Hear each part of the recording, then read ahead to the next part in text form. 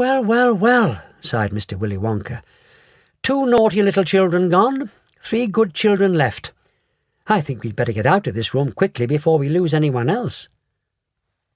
"But, Mr. Wonka," said Charlie Bucket anxiously, "will Violet Beauregard ever be all right again, or will she always be a blueberry?" "They'll de-juice her in no time flat," declared Mr. Wonka. "They'll roll her into the de-juicing machine, and she'll come out just as thin as a whistle." "But will she still be blue all over?" asked Charlie. "She'll be purple," cried Mr. Wonka. "A fine, rich purple from head to toe. But there you are. That's what comes from chewing disgusting gum all day long." "If you think gum is so disgusting," said Mike TV, "then why do you make it in your factory?" "I do wish you wouldn't mumble," said Mr. Wonka. "I can't hear a word you're saying. Come on, hurry up, follow me. We're going into the corridors again." And so saying, Mr. Wonka scuttled across to the far end of the inventing room and went out through a small secret door hidden behind a lot of pipes and stoves. The 3 remaining children, Veruca Salt, Mike TV and Charlie Bucket, together with the 5 remaining grown-ups, followed after him. Charlie saw that they were now back in one of those long pink corridors, with many other pink corridors leading out of it. Mr. Wonka was rushing along in front, turning left and right and left, and saying, "No time for any more messing about. We'll never get anywhere at the rate we've been going." And on he rushed down the endless pink corridors. There were doors every 20 paces or so along the corridor now, and they all had something written on them, and strange clanking noises were coming from behind several of them, and delicious smells came wafting through the keyholes, and sometimes little jets of coloured steam shot out from the cracks underneath. Grandpa Joe and Charlie were half running and half walking to keep up with Mr. Wonka, but they were able to read what it said on quite a few of the doors as they hurried by. "Eatable marshmallow pillows," it said on one. "Marshmallow pillows are terrific," shouted Mr. Wonka as he dashed by. "They'll be all the rage when I get them into the shops." "Lickable wallpaper for nurseries," it said on the next door. "Lovely stuff, lickable wallpaper," cried Mr. Wonka, rushing past. "The wallpaper has pictures of all these fruits printed on it, and when you lick the picture of a banana, it tastes of banana, and when you lick a strawberry, it tastes of strawberry. On we go, hurry up." "Hot ice creams for cold days," it said on the next door. "Extremely useful in the winter," said Mr. Wonka, rushing on. "Hot ice cream warms you up no end." "Cows that give chocolate milk," it said on the next door. "Ah, my pretty little cows," cried Mr. Wonka. "How I love those cows." "But why can't we see them?" asked Veruca Salt. "Why do we have to go rushing on past all these lovely rooms?" "We shall stop in time," called out Mr. Wonka. "Don't be so madly impatient." "Fizzy lifting drinks," it said on the next door. "Oh, those are fabulous," cried Mr. Wonka. "They fill you with bubbles, and the bubbles are full of a special kind of gas, and this gas is so terrifically lifting that it lifts you right off the ground just like a balloon." "But how do you come down again?" asked little Charlie. "You do a burp, of course," said Mr. Wonka. "You do a great, big, long, rude burp, and up comes all the gas, and down comes you. But don't drink it outdoors. There's no knowing how high up you'll be carried if you do that." On the next door it said, "Square sweets that look round." "Wait," cried Mr. Wonka, skidding suddenly to a halt. "I'm very proud of my square sweets that look round. Let's take a peek." Everybody stopped and crowded to the door. The top half of the door was made of glass. Grandpa Joe lifted Charlie up so that he could get a better view, and looking in, Charlie saw a long table, and on the table there were rows and rows of small, white, square-shaped sweets. The sweets looked very much like square sugar lumps, except that each of them had a funny little pink face painted on one side. At the end of the table, a number of Oompa Loompas were busily painting more faces on more sweets. "There you are," cried Mr. Wonka. "Square sweets that look round." "They don't look round to me," said Mike TV. "They look square," said Veruca Salt. "They look completely square." "But they are square," said Mr. Wonka. "I never said they weren't." "You said they were round," said Veruca Salt. "I never said anything of the sort," said Mr. Wonka. "I said they looked round." "But they don't look round," said Veruca Salt. "They look square." "Veruca, darling," said Mrs. Salt, "pay no attention to Mr. Wonka. He's lying to you." "My dear old fish," said Mr. Wonka, "go and boil your head." "How dare you speak to me like that?" shouted Mrs. Salt. "Oh, do shut up," said Mr. Wonka. "Now watch this." He took a key from his pocket and unlocked the door and flung it open. And suddenly, at the sound of the door opening, all the rows of little square sweets looked round quickly to see who was coming in. The tiny faces actually turned towards the door and stared at Mr. Wonka.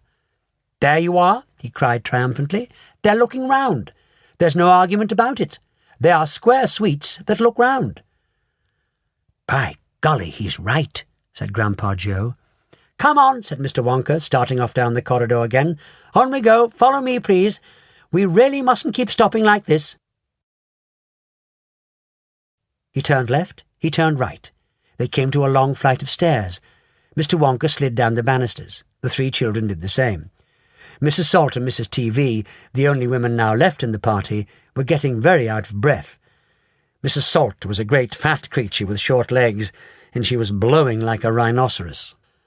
"This way," cried Mr. Wonka, turning left at the bottom of the stairs. "Go slower," panted Mrs. Salt. "Impossible," said Mr. Wonka. "We should never get there in time if I did." "Get where?" asked Veruca Salt. "Never you mind," said Mr. Wonka. "You just wait and see." Mr. Wonka rushed on down the corridor. "The nut room," it said on the next door they came to. "All right," said Mr. Wonka. "Stop here for a moment and catch your breath, and take a peek through the glass panel of this door. But don't go in.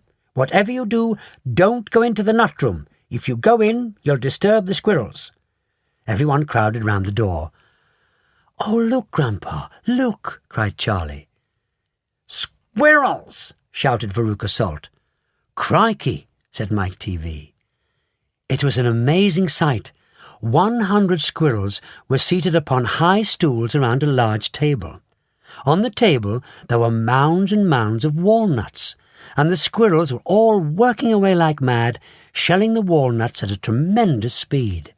"These squirrels are specially trained for getting the nuts out of walnuts," Mr. Wonka explained. "Why use squirrels?" Mike TV asked. "Why not use Oompa Loompas?" "Because," said Mr. Wonka, "Oompa Loompas can't get walnuts out of walnut shells in one piece. They always break them in two. Nobody except squirrels can get walnuts whole out of walnut shells every time. It's extremely difficult.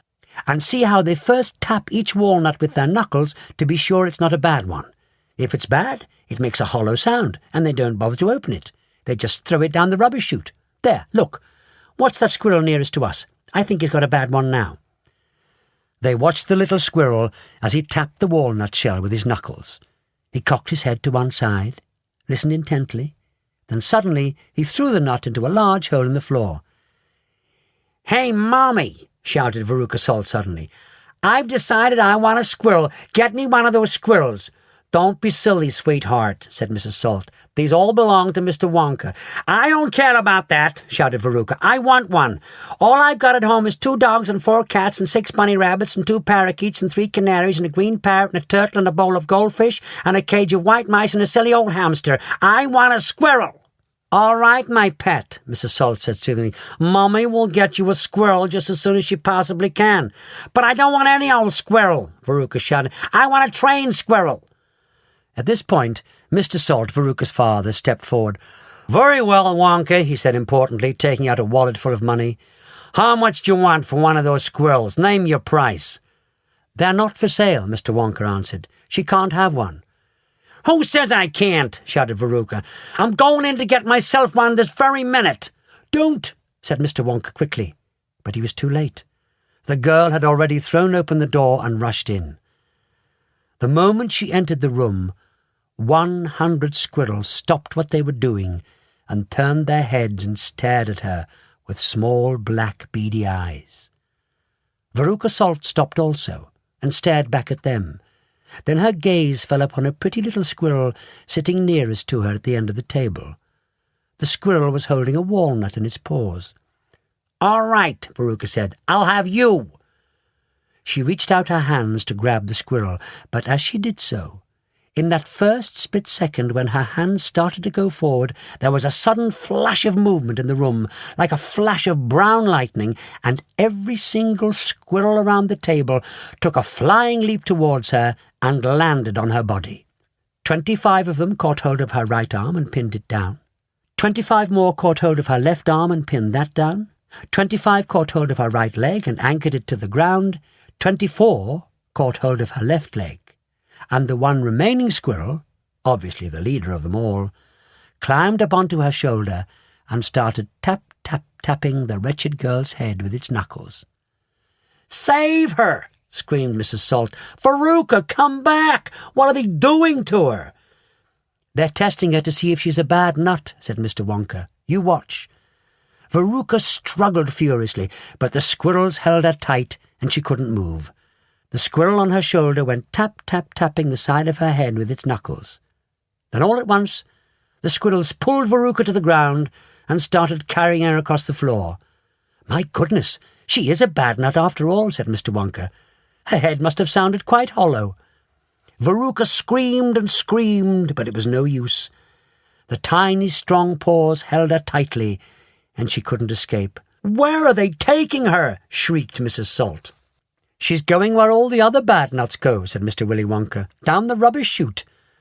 "By golly, she is going down the chute," said Mr. Salt, staring through the glass door at his daughter. "Then save her!" cried Mrs. Salt. "Too late," said Mr. Wonka. "She's gone." And indeed she had. "But where?" shrieked Mrs. Salt, flapping her arms. "What happens to the bad nuts? Where does the chute go to?"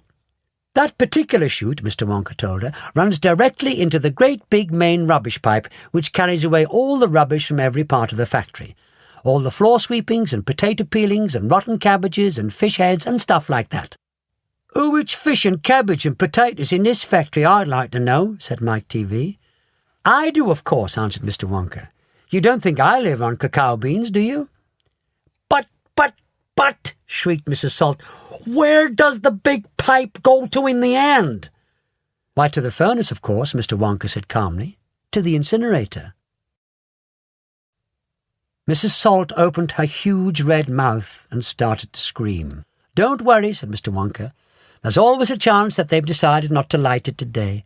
"A chance!" yelled Mrs. Salt. "My darling Veruca, she'll be sizzled like a sausage." "Now see here, Wonka," said Mr. Salt. "I think you've gone just a shade too far this time. I'm extremely cross about this, I really am."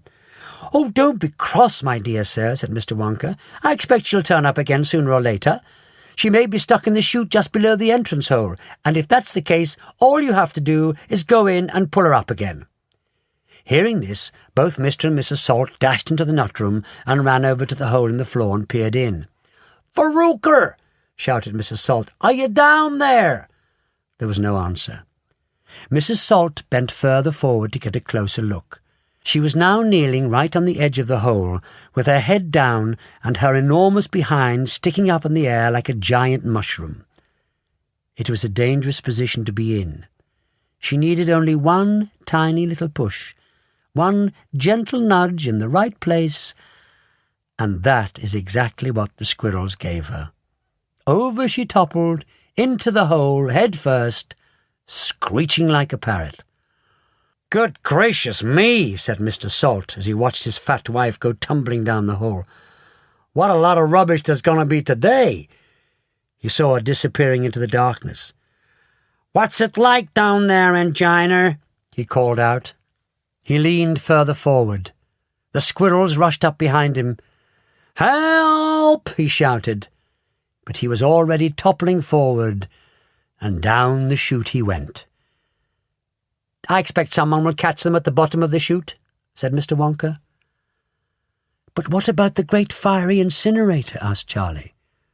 "They only light it every other day," said Mr. Wonka. "Perhaps this is one of the days when they let it go out. You never know. They might be lucky." "Shh," said Grandpa Joe. "Listen. Here comes another song." From far away down the corridor came the beating of drums. Then the singing began. "Veruca Salt," sang the Oompa Loompas. "Veruca Salt, the little brute, has just gone down the rubbish chute, And as we very rightly thought, and in a case like this we ought to see the thing completely through, we've polished off her parents too. Down goes Veruca down the drain, and here perhaps we should explain that she will meet as she descends a rather different set of friends to those that she has left behind.